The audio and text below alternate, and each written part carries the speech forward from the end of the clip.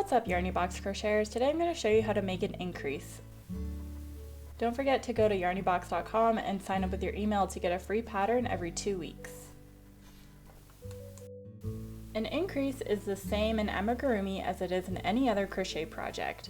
So here you can see in the next available stitch I'm going to place a single crochet, and then I'm going to place another single crochet in the exact same stitch. So all it increases is 2 of the same stitch in 1 stitch, meaning you're putting 2 single crochets in the same stitch, or maybe you're putting 2 half double crochets or 2 double crochets in the same stitch, whatever your pattern calls for.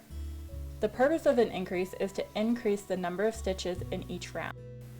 So if you're starting your magic ring with 6 single crochets and by the next round you want to be at 12 single crochets, you're going to increase in every single stitch, giving you 12 single crochets at the end.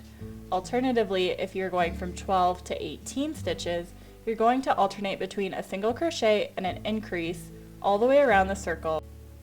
And by the end of the row, you'll have 18 stitches.